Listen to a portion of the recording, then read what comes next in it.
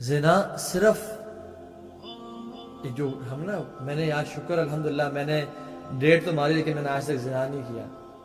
لوگ کہتے ہیں نا، جان لیں کہ زنا آنکھ کا ہوتا ہے، زبان کا ہوتا ہے، ہاتھ کا ہوتا ہے، اور ہر انسان اس سے کچھ نہ کچھ شیئر لے رہا ہوتا ہے. ڈیفینیٹلی الٹیمیٹلی جو فورنیکیشن اور ایڈلٹری کا ایکٹ ہے وہ تو ایک ہے، لیکن اس سے پہلے ہم کتنا ہی زبان سے، آنکھوں سے اور ہاتھوں سے یہ برا عمل کر رہے ہوتے ہیں. ایک میں آپ کو کرائٹیریا بتاؤں اللہ سے محبت کے بارے میں جاننے کا، کہ آپ کے دل میں اللہ سے محبت ہے یا نہیں ہے. یہ دیکھ لیں کہ آپ کی جو پریویسی ہے وہ کس طرح کی ہے. How is your private life. کیا when you are in the comfort and privacy of your room and your door is locked اور آپ اکیلے بیٹھے ہوئے ہیں، کیا اللہ کا خوف اور اس کی ہیبت اور اس کا جلال اور اس کی محبت آپ کے دل پہ حاوی آتی ہے؟ Does it take precedence over your desire to sin؟ اگر تو اللہ کی محبت غالب آ جاتی ہے اور your desire to sin جو ہے یا کوئی بھی گناہ کام ہے وہ مغلوب ہو جاتا ہے، then الحمدللہ you love اللہ سبحانہ وتعالی and Allah loves you. یہ لٹمس ٹیسٹ ہم لوگوں کے لیے. لیکن جب میں اکیلے میں ہوتا ہوں تو میرے ڈیزائرز غالب آ جاتے ہیں اور مجھے کوئی پرواہ نہیں ہے اللہ تعالیٰ کے حیبت اور اللہ تعالیٰ کی پریزنس کی، اور کہ مجھے میرا رب دیکھ رہا ہے جو قوت اور مالک و طاقتوں والا ہے، جو مجھے ایک سیکنڈ میں موت دے سکتا ہے. مجھے اس کی کوئی پرواہ نہیں ہے، کوئی اس کی پریزنس کی آ اینڈ ڈگنیٹی نہیں ہے. دین آئی ڈونٹ لو اللہ سبحانہ وتعالی. This is the ultimate fact. Do you want to know Allah تعالیٰ کہ ہاں آپ کی قدر کتنی ہے؟ لوگ سوال کرتے ہیں کہ یہ بتائیں کہ اللہ تعالیٰ مجھ سے راضی ہے یا نہیں ہے. آپ یہ دیکھیں آپ کے دل میں اللہ کے احکامات کی کتنی قدر ہے. اگر آپ کے دل میں اللہ کے احکامات کی قدر ہے نا تو اللہ کے ہاں بھی آپ کی قدر ہے. لیکن اگر آپ کے دل میں اللہ تعالیٰ کے احکامات کی قدر نہیں ہے and you take them for granted، اور یار چلو دیکھی جائے گی جگر، یہ تو چلتا رہتا ہے اصل کام کی طرف آپ، then اللہ تعالیٰ کے ہاں بھی آپ کی قدر نہیں ہے. بس یہ دل میں چھان لیں، یہ ٹٹول لیں کہ میرے دل میں اللہ تعالیٰ کے احکامات کی کتنی قدر. اللہ تعالیٰ کہتے ہیں نامحرم کو نہ دیکھو، میں نامحرم کو موبائل پہ دیکھتا ہوں ہی نہیں دیکھتا. اللہ تعالیٰ کہتے ہیں منہ سے گالی نہ بولو یا گناہ کام ماں باپ سے بدتمیزی نہ کرو. میں کتنا یہ کر رہا ہوں. اللہ تعالیٰ کا حکم ہے نماز پڑھو، مردوں کے لیے باجماعت نماز پڑھو. میں عمل کر رہا ہوں یا نہیں کر رہا؟ اگر تو میں کر رہا ہوں دیٹ مینس کہ میرے دل میں اللہ تعالیٰ کی عظمت کی قدر ہے اور اس کے احکامات کی قدر ہے. لیکن اگر میں نہیں کر رہا دس مینس کہ میرے دل میں اس کی قدر نہیں ہے اور پھر اللہ تعالیٰ کے ہاں میری قدر نہیں ہے. جسٹ امیجن یہ جو گناہ ہم کرتے ہیں ہمارے سکنز پہ لکھ لی جائیں. جو گناہ رات کو جو شخص کرتا ہے صبح اس کے ماتھے پہ لکھ دیے جائیں. ہم گناہ کریں گے، ہمیں پتا ہوگا کہ یار کل میں نے صبح باہر جانا ہے، میرے ماتھے پہ تمام گناہ لکھیں گے، میں تو گناہ چھوڑ دوں گا. کیا اللہ تعالیٰ زیادہ حیا کا، اللہ تعالیٰ زیادہ حیا کیا وجن نہیں ہے؟ کیا ہمیں زیادہ حیا اللہ سے اختیار نہیں کرنی چاہیے؟ He deserves more respect and more حیا from us than people. لوگ تو آئیں گے اور چلے جائیں گے.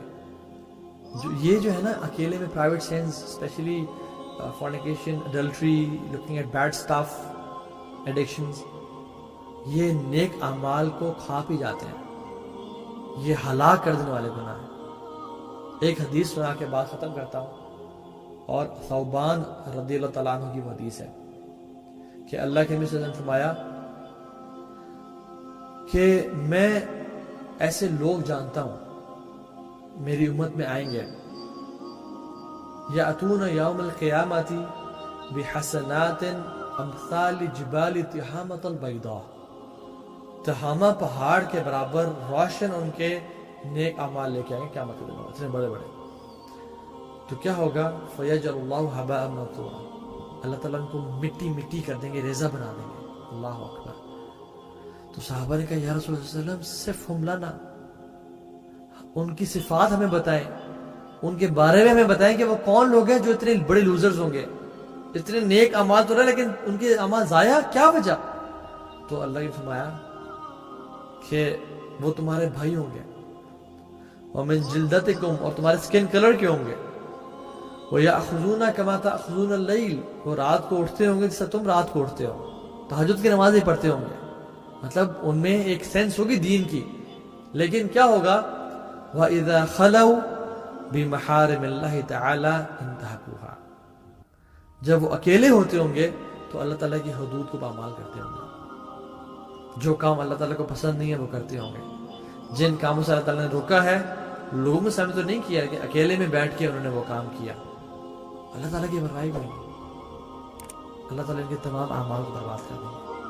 تو اللہ تعالیٰ ان تمام گناہوں سے اللہ تعالیٰ ہمیں بچا لیں اور ہمیں ان لوگوں میں سے بنائے کیونکہ ہر قسم کے گناہ کو معیوب سمجھیں.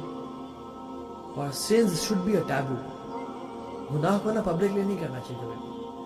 اللہ کی نے فرمایا کہ کل امت یدخلون الجنہ الا من ابا, میری پوری امت جنت میں داخل ہوگی ایکسپٹ جو ریفیوز کر دیں گے کہ ہم نے جنت میں نہیں جانا. صحابہ نے کہا یا رسول اللہ صلی اللہ علیہ وسلم ہمیں سے کون ہے جو جنت میں جانے سے انکار کر دے؟ کون ہے ہمیں سے؟ فرمایا کہ من اطاعنی دخل الجنہ من عصانی فقد ابا, جو میری اطاعت کرے گا وہ جنت میں داخل ہو جائے گا اور جو میری نافرمانی کرے گا تو as if he has said کہ I don't want جنہ. تو اللہ تعالیٰ ہمیں واقعتاً رسول اللہ صلی اللہ علیہ وسلم کی اطاعت کرنے کی توفیق دے اور ہر قسم کے گناہ سے بچنے کی توفیق دے اور کسی گناہ کو بھی حقیر نہ سمجھنے کی توفیق دے.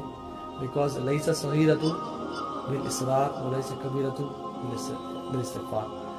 استغفار سے کبیرہ گناہ کبیرہ نہیں رہتا اور وہ معاف ہو جاتا ہے, اور اصرار کرنے سے صغیرہ گناہ صغیرہ نہیں رہتا, وہ کبیرہ بن جاتا ہے. کیونکہ پہاڑ جو ہے نا کنکروں سے مل کے بنے ہیں اور سمندر بھی قطروں سے مل کے بنا ہوتا ہے. اللہ تعالیٰ ہمیں عمل کرنے کی توفیق دے. پوچھا گیا ہے زنا کے گناہ کی معافی ہے؟ بالکل ہر گناہ کی معافی ہے. فورنیکیشن یا اڈلٹری تو کیا, شرک کی بھی معافی ہے. لیکن انسان توبہ کرے اور آنسو بہائے. کیا حدیث میں کیا آتا ہے؟